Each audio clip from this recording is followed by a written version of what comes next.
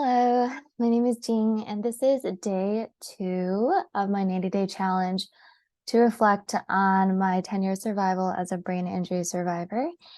And my goal, I guess, would be to talk about what happened in the first 3 months of my time and the pieces that stood out. So today's a much more, I guess, fun day versus tomorrow, where I'll have to reflect on some harder pieces. But the first 3 months, honestly, it's just so hard for me to even wrap my head around what that was like and who I was at that time, right? Because um I didn't know anything when I first woke up. Um it's so interesting to me now that I'm nearly 10, and some of, I guess, the bad habits that I've picked up over the years. And I only think of this because when I first woke up again, um, I couldn't really tell the difference between people in terms of what they look like on the outside. So what mattered to me the most is what people, who they were on the inside. Because to myself, I didn't really connect with my body. Like, it sort of felt like I was inside myself, but I had to get to know um, who I was again as a person. And so um, those first 3 months was just a ton of discovery. It was also really challenging as well. Like, I see photos of myself from that time. And I know this is supposed to be like my favorites video, but I remember seeing pictures of my brother combing my hair for me. I remember, like, my brother would take walks with me on the porch of my parents' backyard, because as time would go on, that's sort of how people with brain injury learn what disabilities they have. Like, you can't always figure out what's wrong with someone until they start trying to function in the real world. And then you start noticing that it's divergent, basically. Um, so those first 3 months were very critical. It's very similar probably to being like a true kid. What happens in the beginning can have a very big impact. Um, and so just like random things that brought me joy in those first 3 months um, was broadly a lot of firsts. So not everything was bad that I discovered. Good things I discovered. So why there's like raspberries in the background. Look at this pancake I made. This is a pancake from like 21. Um, but it's indicative of my very first flavor. My very first flavor that I recognized, because if you remember from my last video, I could not smell or taste anything. I did taste artificial raspberry froyo. So that was my very, very first flavor that I ever tasted. And what's interesting is that same day, I also had real raspberries. And at the time, real raspberries didn't taste like anything to me. So that was a learned lesson about how artificial flavors are actually different from natural flavors. And now, nearly 10, I actually can taste raspberries, I think. Like, they taste like something. Um, so that's a nice improvement. And also, the blueberries. I actually eat quite a bit of blueberries, but in my first 3 months, I ate a ton. I remember, because if you recall, also again from my first video, that I woke up with like a full-fledged college education. So I woke up with like a strong processor, even though I didn't know how to do being alive, basically. But I did know that I needed to heal. And so blueberries are considered a superfood. And so I would literally eat like whole mugs of blueberries. But my parents did tell me that when I was younger, when they went to the grocery store, they would buy 2 pints of blueberries because I would eat a whole pint on my own before we even would get home from the grocery store. So it seems like I was a very positive blueberry consumer, even in my first lifetime. So yeah, the discovery of food and flavors was definitely very encouraging because having no flavor sensation, I would hardly never salivate. Because I mean, like, what are you excited for to eat? Like cardboard. So yeah, that was definitely something I remember.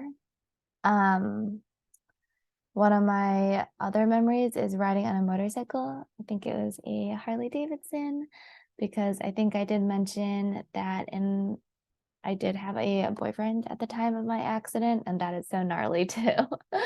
That can be talked about in the challenges video tomorrow, if I remember. But I was supposed to meet his family, I think, that weekend or something. I don't like my mind is so fuzzy of that time.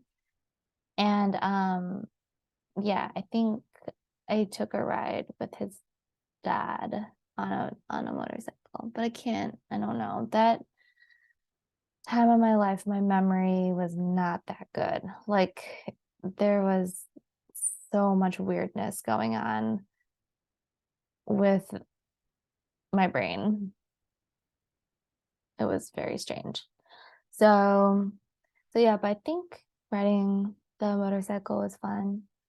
Um, One of my other most favorite memories is with, I'm probably not going to say his name, but he's just someone who will always be part of my life because he was there the day of my accident.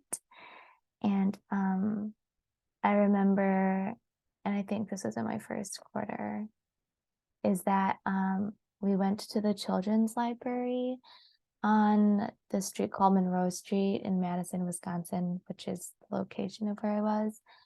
And I remember we sat on this red couch and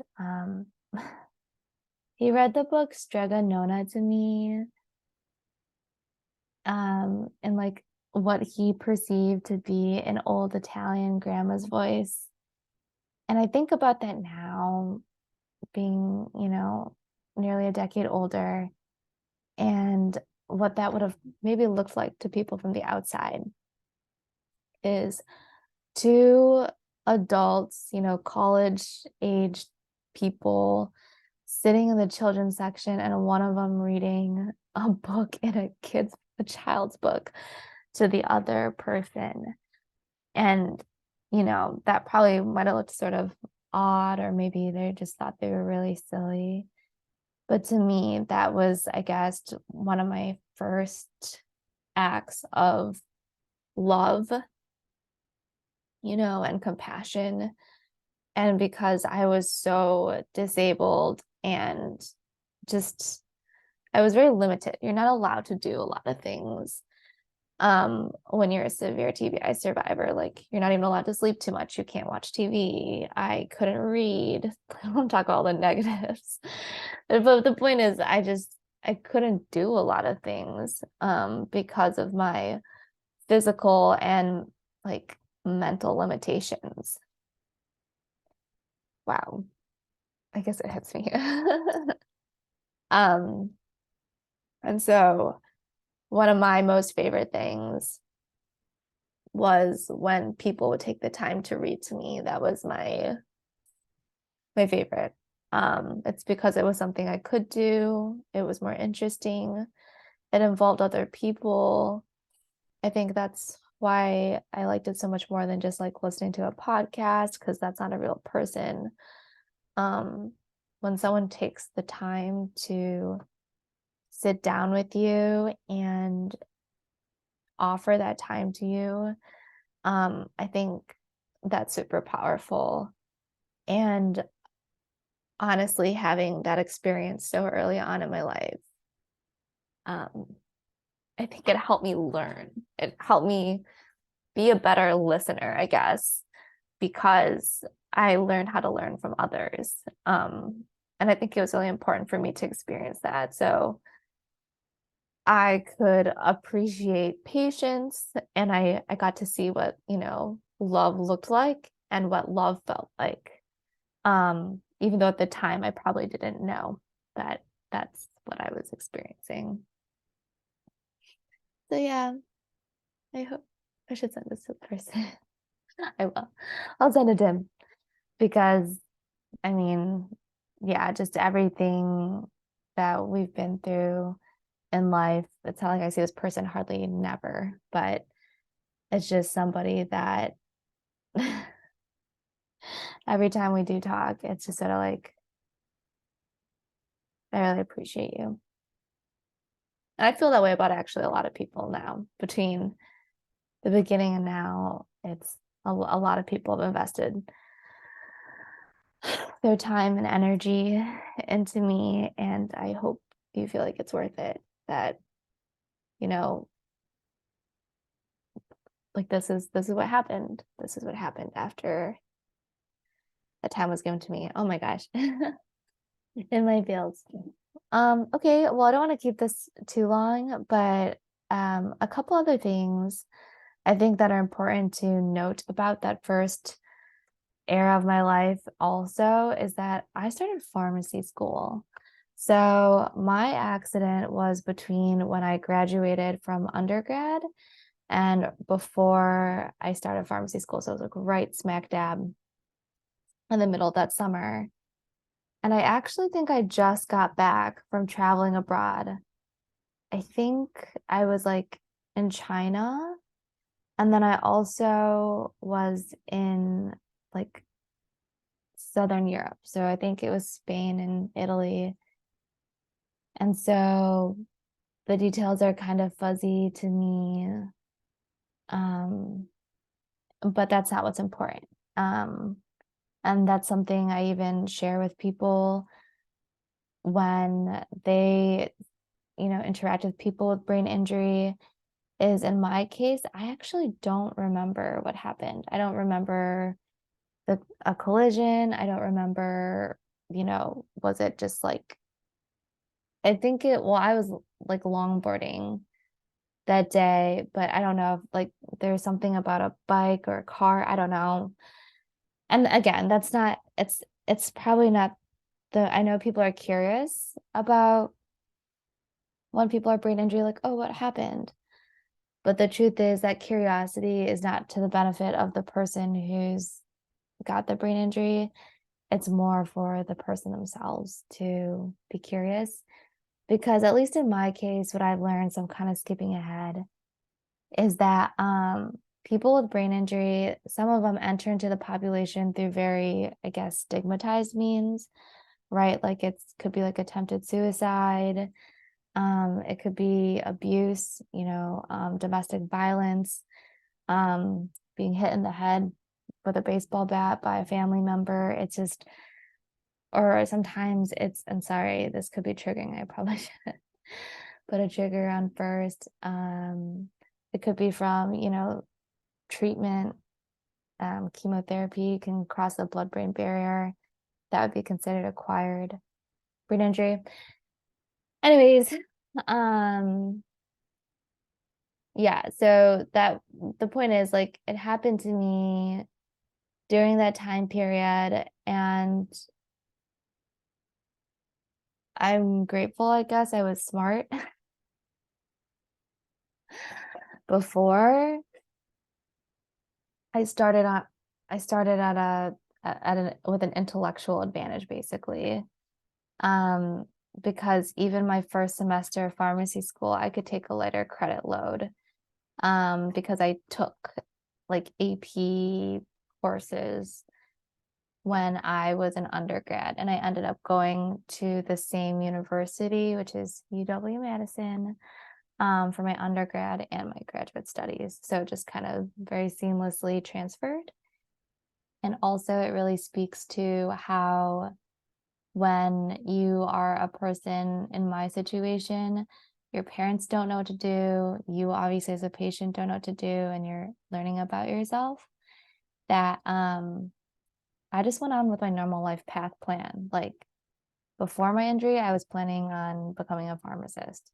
So that's what I ended up doing.